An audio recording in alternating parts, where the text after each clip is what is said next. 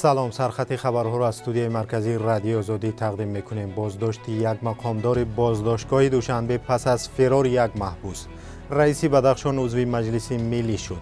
پیشنهاد طرح قانونی نظارت بدوباش مهاجران در روسیه. این و دیگر خبرها در ادامه برنامه.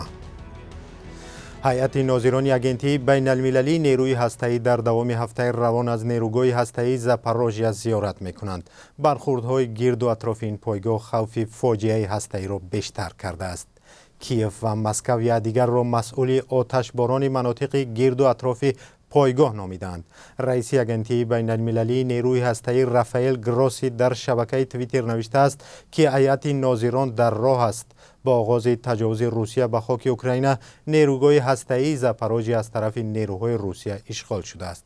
گراسی تاکید کرده است که ناظران اثنای بازدید از بزرگترین پایگاه هسته‌ای اروپا زیانی رسیده، امنیت تجهیزات، وضع کارگران و دیگر چاره‌های ضروری را ارزیابی می‌کنند.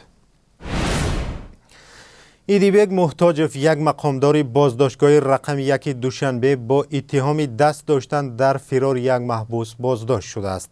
منابع رادیو آزادی خبر دادند که شب 20 اوگوست یک محبوس از این بازداشتگاه فرار کرده است و هنوز سرنوشتش معلوم نیست. با گفته همصحبتان رادیو آزادی هنوز نسبت به محتاجف عیب اعلان نشده است، ولی تحقیق نشان داده است که محبوس فراری از تلفن او استفاده کرده است. شخصیت محبوس فراری معلوم نیست و مقامات نیز در هیچ کجا از فرار او اعلان ندادند. معمولا در دیگر کشورها پس از فرار محبوسان برای شناسایی آنها اعلان نشر می شود.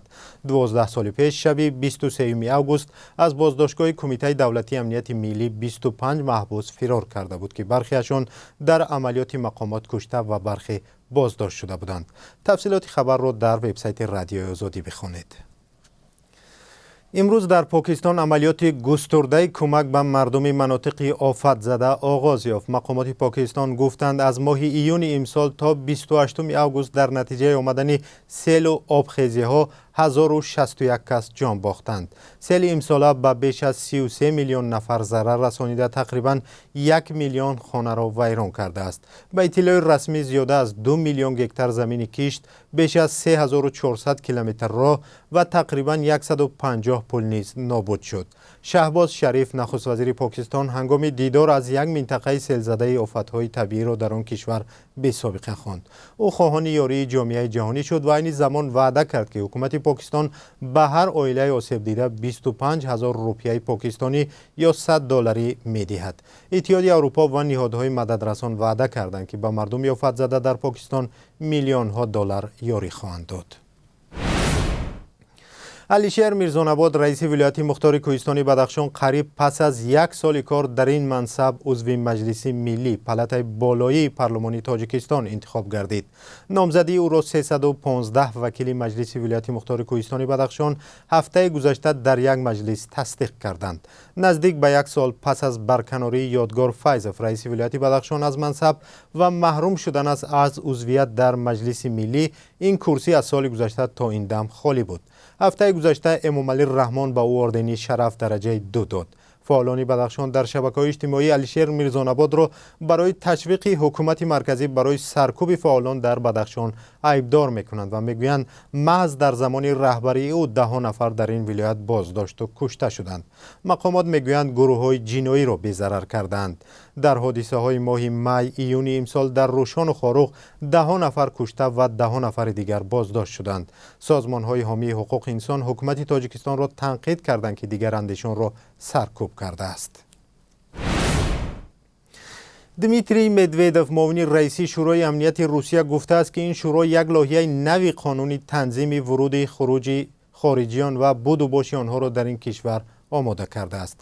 به نوشته رسانه‌های روسیه، مدویدوف بدوباش و رفت و آمد خارجیان به روسیه را مسئله مهمی امنیتی نامیده است. او گفته است که شیوه تفتیش ورود و خارج مهاجران بر روسیه باید جدی‌تر و تجهیزات برای نظارت نیز نو شود. با گفته مدویدوف در برخی از منطقه‌ها کامپیوترهای خدمات مهاجرت تقریبا 20 سال باز نو کردن نشدند و برخی از بیناهای این نهادها به تعمیر نیاز دارند. این لایحه قانون در صورت قبول به خدمات مهاجرت روسیه شرایط فراهم می‌آورد که از لحظه ورود تا مکان بدوباش مهاجران را سخت‌تر نظارت کند. سازمان‌های حامی مهاجران روسیه را برای نقض حقوق تنقید می‌کنند و برخورد مقامات این کشور را ناعادلانه می‌دانند. در روسیه نزدیک به 1 میلیون مهاجر تاجیک کار و زندگی می‌کند و سالانه هزاران نفر برای نقض قاعده‌های بدوباش از این کشور خارج می‌شوند.